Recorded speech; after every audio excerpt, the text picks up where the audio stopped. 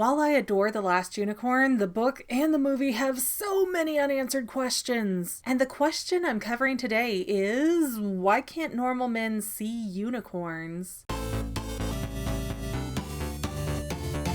Hey there, friends and family members. This is McGann, being the Fangirl, which is a series where I pick apart my favorite movies to make them more or less enjoyable. Anyways, The Last Unicorn is definitely a movie that makes my favorites list. But, at least in the context of the book and movie, they never really explain, well, anything. And despite the fact that the unicorn is said to have something like a deer's head, a lion's tail, and the body of a horse, men will only see a unicorn as a white mare. Yet men know what unicorns are, so it's not just a case of mistaken identity. We're also told at the beginning of the story that unicorns know how to disappear to hide, and that's why those two hunters leave the forest, because they know the animals also know how to vanish. So if unicorns can disappear, why do they need to disguise themselves too? Or maybe a better question, how did the Red Bull find them in the first place? Alright, I guess the Red Bull is magical too, so you can fill in the blank with whatever answer you want, but if they can make themselves look like white mares, and if they are able to disappear, as the book suggests, then it stands to reason that the Red Bull shouldn't be able to catch them. Anyways, if mankind can't even see a unicorn, then why do they have a ceremony that young women sing for a unicorn to prove their virginity? This is just a brief part in the book, but the girl Lear was engaged to goes out singing to prove that she's a virgin, and the unicorn hears it and even reminisces that, oh, I used to lay with these kind of girls for hours at a time, just put my head in their lap, it was great. But something isn't quite right there, because even if the virgin can see the unicorn, her father can't, and her future father-in-law can't either, so doesn't it just look like a white horse is walking up to them? I don't get it. It's contradictory. How does this society function? Well, to reconcile these plot holes, I think that mankind used to be able to see unicorns for what they were. Then something happened, and I won't even try to guess what, but they got that right revoked by the unicorn community. Again, magic, so any answer will do. You could even say a wizard did it to protect them all. But I like to think that the unicorns were a bit more proactive in their decision to hide in plain sight. As I see it, if this is a magical land, then the first thing man would do is try to conquer that magic. When they couldn't tame unicorns for pets, I bet it was discovered, or maybe just a highly believed rumor, that taking a unicorn's horn would give you magic. Kind of like a magic wand, but really dark and twisted. If that were the case, people would be hunting down all the unicorns to steal their horns so that they could become better sorcerers, heal their ailments, or maybe as a way to live forever. I mean, I would totally believe in a society where there's this apothecary person grinding up unicorn horns so that they could make love potions or whatever. And since unicorns don't breed very often, I believe that's referenced in the book, that would quickly make them endangered and cause them to panic and need to hide, which would cover why they mask themselves so mankind can't see their horns anymore. And that would explain why there's so many stories and customs involving unicorns, even though they're supposed to be invisible to most members of society, except again by the wizards and witches who spend so much time around the mythological that even a unicorn's magic can't hide them.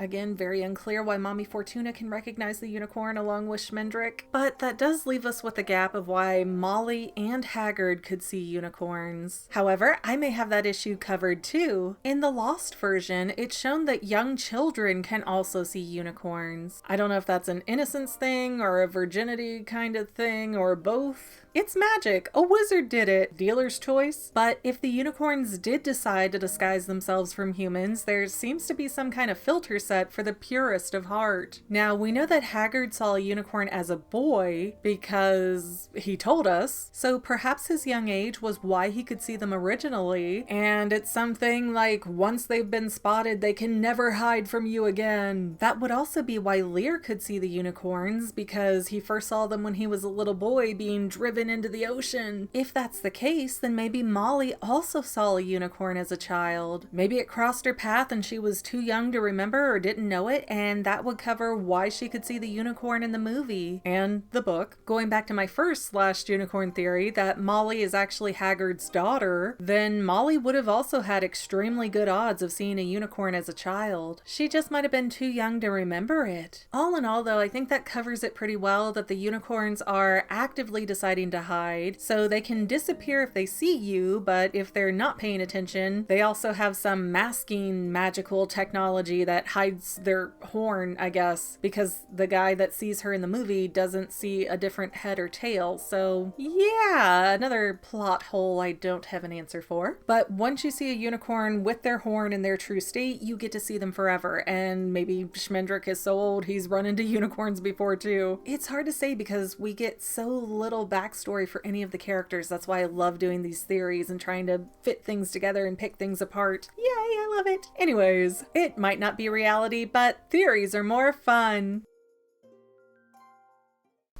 Oh, my baby. Oh, he said hello. You're such a sweetheart. I love you so much. You're the sweetest kitty. Now I'm extending the derps. Extending the derps to pet the cat in front of everybody. Be jealous. The cat is wonderful. He does not want to stay, do you? You want to go explore? Don't jump. Please don't jump. Oh! Cats. I love them.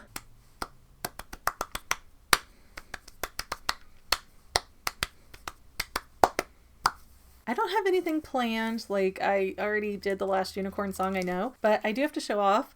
I bought this from my local library. It is in very good condition. It is the original Last Unicorn Lost version. There were only like 500 copies of this. And yeah, it's signed by Peter Beagle, and it was a limited edition to 1,000 copies. This one is numbered as well. It is a really cool story. The only thing is that it's unfinished. I thought it would be kind of cool if he had finished it, or even, you know, pending all that work, just sort of given us an epilogue type of thing saying where he thought this story was going to go and how it was going to work, because it ends so abruptly, but there's so many different interesting facets to it that I can't get over. I mean, I'm very curious about it. If you've never heard of the Lost version, they did re-release it, so you can buy it for like $10 to $20. I don't know exactly what the price is, but you can buy it from Amazon, readily available, not limited edition, and read it for yourself. But if you don't want to read it for yourself, I also have a video covering this very copy of this book. So, my dear friends and family members, I will thank you once again for watching. I hope that the glare on this, I realize it's still got the library kind of plastic on it. I hope this didn't glare too crazy, but I will thank you all for watching. Oh, and if the Mystery Science Theater 3000 live tour comes by you should totally check it out. It's so funny. And this is going to be Joel's retirement tour, so no more Joel after this. And oh, that breaks my heart. I love MST3K. It's kind of probably the biggest influence for why I do these videos. Not a paid endorsement, not a paid endorsement.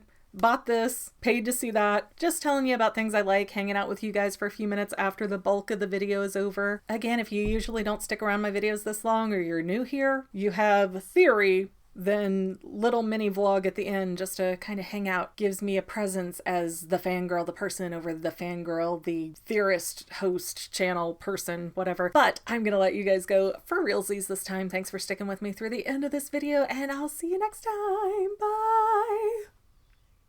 Well, family members, we're almost done, but I want to invite you to hang out with me in some other places. I'm on Twitter and Instagram as my own personal self, and I have a Facebook page too, but I mostly just post photos over there. And sometimes people say, "Hey McGann, I want to mail you something. How do I do that?" Easy. Just click the About tab on my channel page, and my most current P.O. Box info will be right there. I also run another channel, The Family. It's really a hodgepodge channel where we might post anything. Oh yeah, and I also sell shirts and stickers and stuff with the Family and the Fangirl logos. If that is your cup of tea, I have a link in every description of every video. Finally, if you want to help out the Fangirl channel and make sure I'm putting out video essays for years to come, the best way you can help is by subscribing and watching more of my videos, whether they're new, old, whatever. Maybe even share one or two on social media, help spread the word. people who watch to the end of videos like you helps to tell the site, hey, this is a good video, we should recommend it to other people. So if you made it this far, leave me a comment of something like, hey, I made it to the end. Love ya. See you next time, family members. Bye.